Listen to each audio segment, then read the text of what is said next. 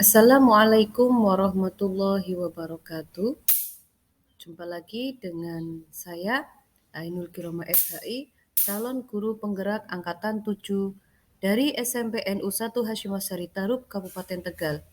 Pada kesempatan kali ini, saya akan menyampaikan koneksi antar materi modul 3.2, yakni pemimpin dalam pengelolaan sumber daya. Perkenalkan, Ibu Elis, MPD selaku fasilitator, Bapak Slamet Triaji, MPD selaku pengajar praktik, dan Ainul Kiromah, saya sendiri, sebagai calon guru penggerak Angkatan 7. Sekolah sebagai ekosistem. Ekosistem merupakan sebuah tata interaksi antara makhluk hidup dan unsur yang tidak hidup dalam sebuah lingkungan. Jika diibaratkan sebagai sebuah ekosistem, sekolah adalah sebuah bentuk interaksi antara faktor biotik, unsur yang hidup, dan abiotik atau unsur yang tidak hidup.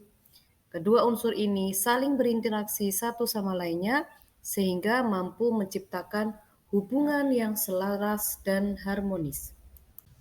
Satuan pendidikan sebagai komunitas.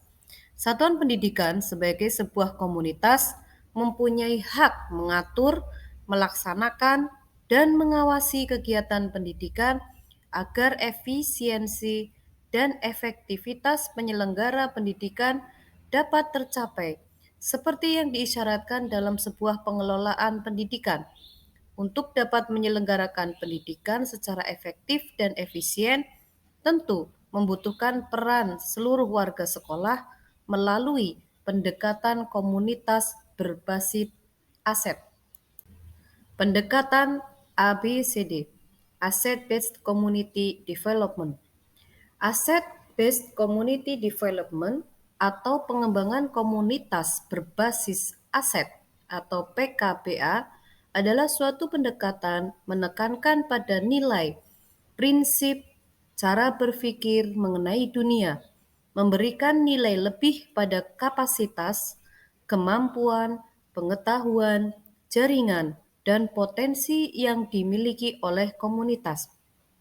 Menekankan dan mendorong komunitas untuk dapat memberdayakan aset yang dimilikinya, serta membangun keterkaitan dari aset-aset tersebut agar menjadi lebih berdaya guna.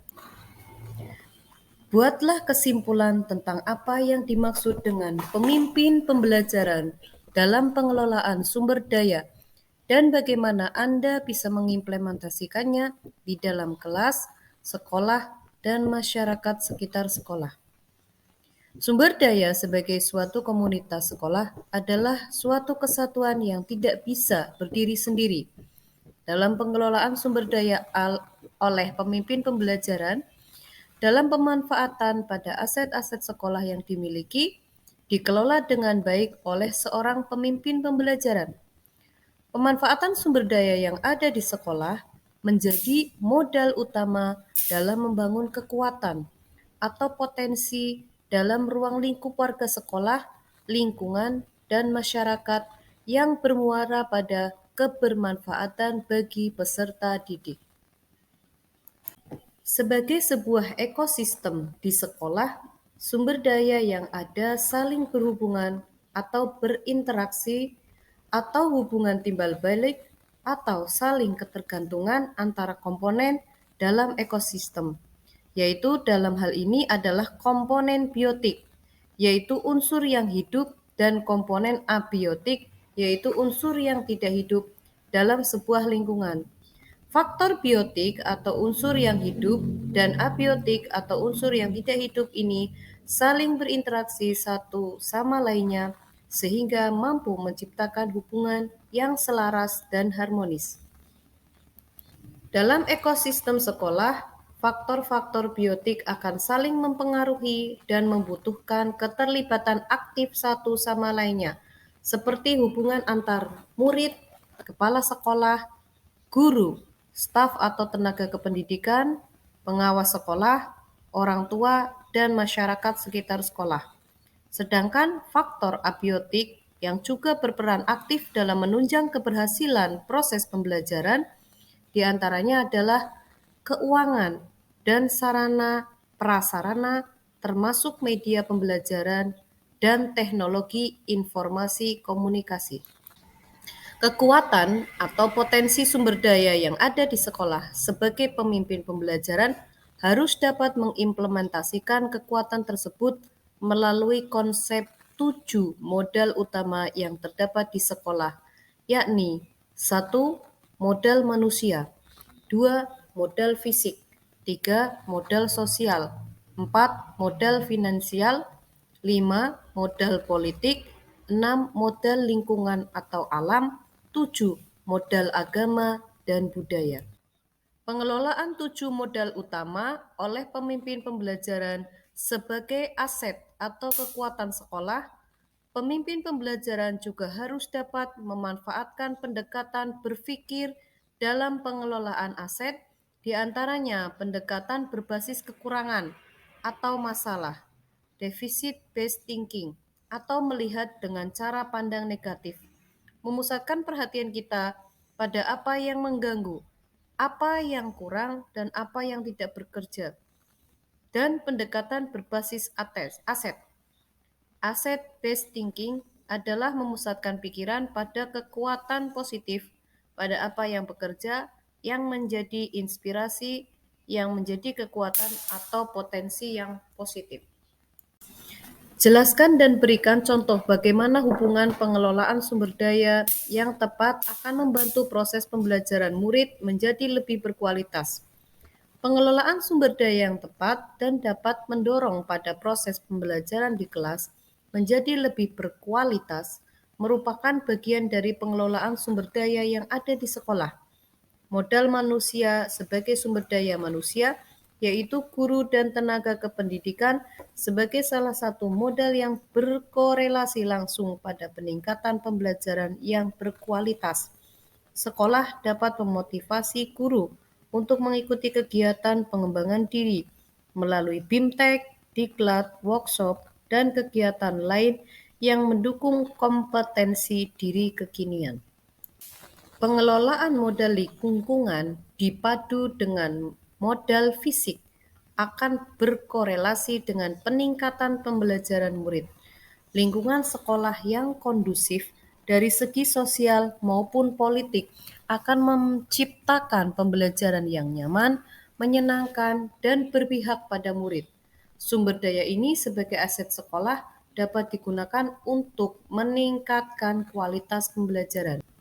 Modal sosial melalui kerjasama dengan MGMP sekolah maupun MGMP antar sekolah untuk meningkatkan kompetensi guru, kerjasama dengan puskesmas untuk meningkatkan mutu kesehatan di sekolah. Modal fisik adalah bangunan dan sarana prasarana yang dapat dimanfaatkan sesuai dengan bentuk dan pemanfaatannya.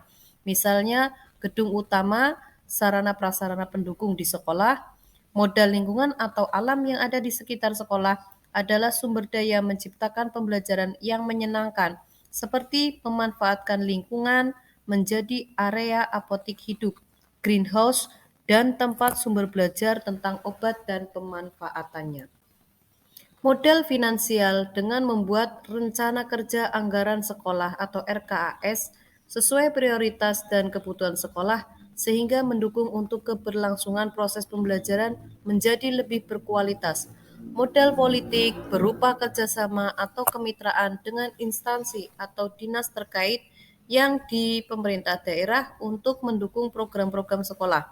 Modal agama dan budaya untuk membantu pembelajaran menjadi lebih berkualitas, yakni melestarikan budaya kearifan lokal, misalnya belajar tari tradisional dan kegiatan religi berupa pondok Ramadan, memperingati hari besar nasional, melibatkan tokoh agama dan sekitarnya.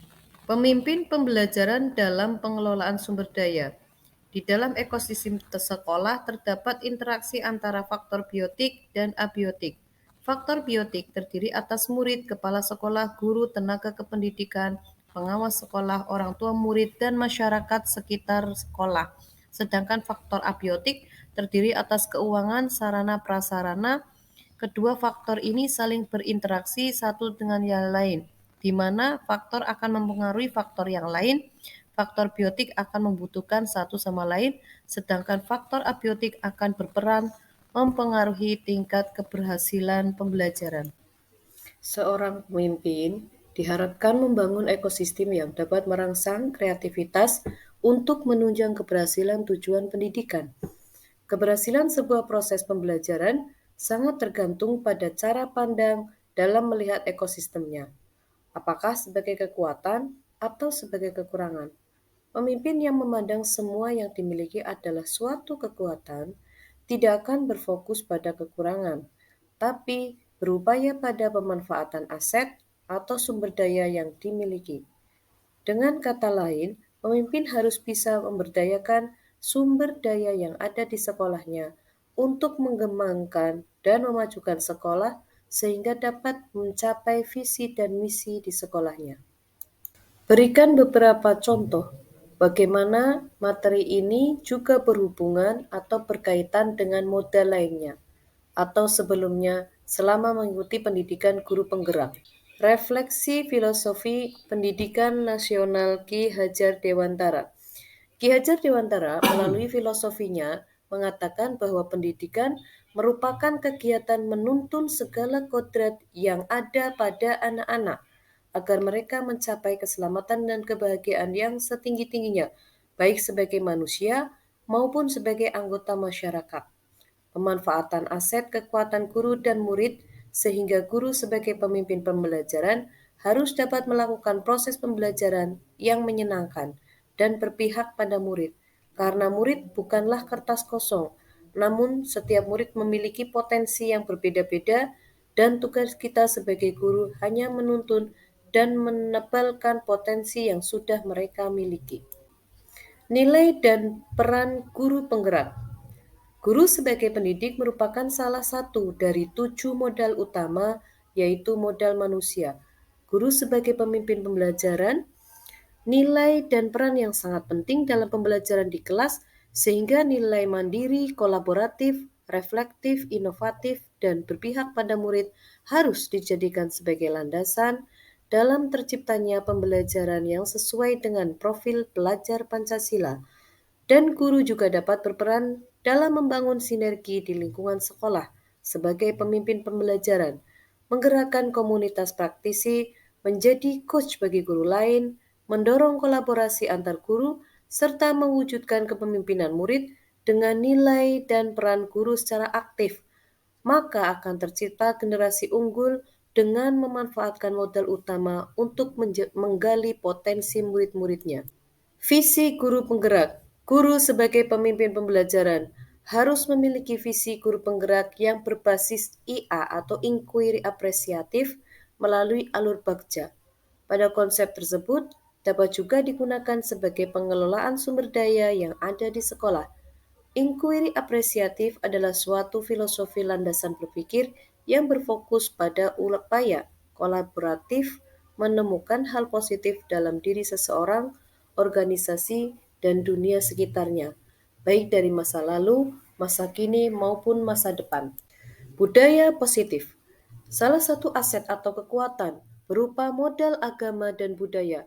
Budaya positif di lingkungan sekolah merupakan budaya yang mendukung segala bentuk perkembangan murid dengan tujuan memanusiakan manusia dengan menerapkan disiplin positif, motivasi perilaku manusia, yaitu hukuman dan penghargaan, posisi kontrol restitusi, keyakinan sekolah atau kelas, sehingga akan menghasilkan produk murid yang memiliki karakter kuat di masa depan. Misalnya dengan melakukan langkah-langkah restitusi dalam menyelesaikan masalah pada murid sehingga menciptakan murid yang memiliki karakter positif di masa depan. Pembelajaran untuk memenuhi kebutuhan murid atau berdiferensiasi.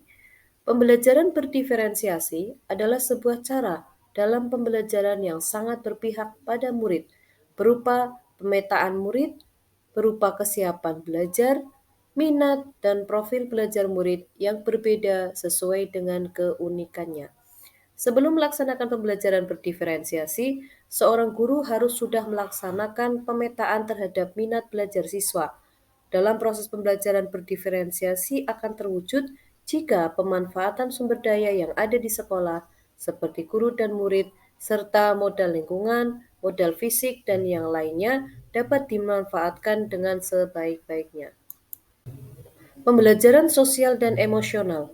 Pembelajaran sosial emosional atau PSE merupakan strategi seorang pemimpin pembelajaran dalam melakukan kolaboratif oleh seluruh komunitas sekolah yang menekankan pada keterampilan dan pengelolaan mengenai aspek-aspek sosial emosional. Teknik kesadaran diri atau mindfulness juga dapat dijadikan strategi bagaimana cara mengelola sumber daya manusia, yaitu murid. Melalui tahapan tersebut, maka potensi kecerdasan siswa akan dapat dimaksimalkan. Coaching untuk supervisi akademik. Coaching merupakan sebuah strategi seorang pemimpin pembelajaran untuk melakukan pengembangan kekuatan diri pada diri anak dengan menuntun, mendampingi anak untuk menggali potensi anak dan memaksimalkannya.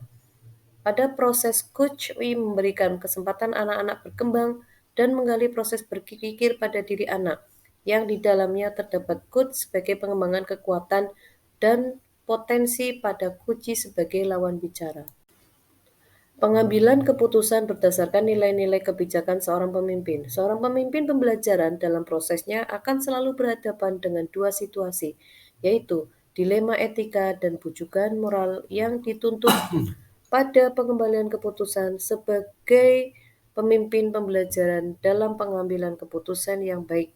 Diharapkan pada pengambilan keputusan tersebut dengan mengedepankan keputusan-keputusan yang bermanfaat bagi seluruh elemen yang terlibat di dalamnya, yaitu dengan langkah-langkah pengambilan keputusan berdasarkan 4 paradigma, 3 prinsip, dan 9 langkah pengambilan dan pengujian keputusan.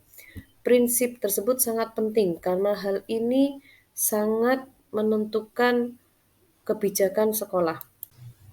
Ceritakan pula bagaimana hubungan antara sebelum dan sesudah Anda mengikuti modul ini, serta pemikiran apa yang sudah berubah di dalam diri Anda setelah Anda mengikuti proses pembelajaran dalam modul ini.